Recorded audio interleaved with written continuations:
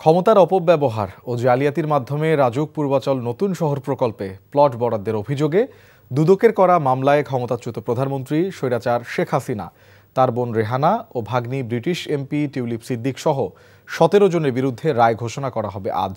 ঢাকার বিশেষ জজ আদালত ৪-এর বিচারক মোহাম্মদ রবিউল আলমের আদালত এ রায় ঘোষণা করবেন। গেল ২৫শে নভেম্বর আদালত এ দিন ধার্য করেন।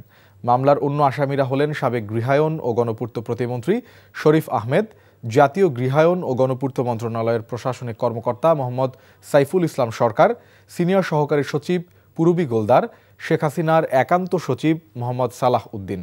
শেখ রেহানার বিরুদ্ধে ক্ষমতার অপব্যবহার ও অনিয়মের মাধ্যমে পূর্বাচল নতুন শহর প্রকল্পে ১০ কাঠা প্লট বরাদ্দ নেওয়ার অভিযোগে চলতি বছরের ১৩ই জানুয়ারি মামলা করেন দুদকের উপপরিচালক সালাহ উদ্দিন।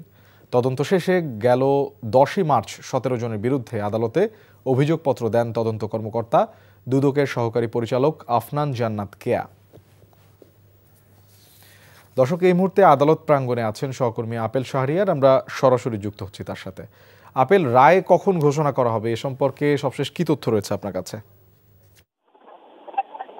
সাবেক প্রধানমন্ত্রী শেখ হাসিনা, তার বোন শেখ রেহানা ও তার যে মেয়ে শেখ রেহানা টিউলিপ সিদ্দিকির বিরুদ্ধে দুর্নীতি মামলার রায় ঘোষণা করা হবে আজকে। এবং আমরা যতটুকু জেনেছি যে ১১টার পরে কোর্ট বসবে এবং বিশেষ জজ আদালত ৪-এর বিচারক রবিউল আলম তিনি এই রায় ঘোষণা করবেন। এবং এরই মধ্যে এই ১৭ জন, এই মামলার মধ্যে মোট ১৭ জন আসামি, তার মধ্যে একজন আসামি খুরশিদ আলম, রাজুকের সাবেক কর্মকর্তা, তিনি এই মামলাগুলো যখন চলে তখন তিনি আদালতে এসে আত্মসমর্পণ করেছিলেন।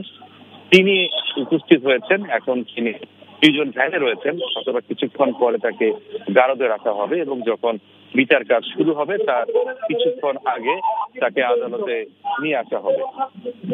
আর এই মামলায় দুদকের যে আইনজীবী রয়েছেন তিনি বলেছেন যে এই মামলায় আশা করছেন যে সর্বোচ্চ যে সাজা যাবজ্জীবন, সে আশা তিনি করেছেন যে হয়তোবা এই সর্বোচ্চ যাবজ্জীবন হবে। তবে কিছুদিন আগেও কিন্তু এই ধরনের অর্থাৎ প্লট দুর্নীতির মামলার রায় হয়েছিল।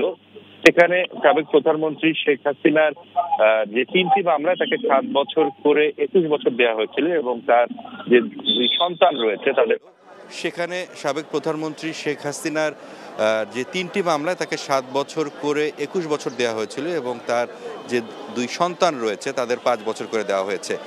এবং এই খুরশিদ আলমের যে আইনজীবী অর্থাৎ আসামি পক্ষের যে আইনজীবী, তিনি আশা করছেন যে তার যে আসামি যে খুরশিদ আলম তিনি নির্দোষ এবং তিনি সেটি খালাস পাবেন, সে আশা করছেন।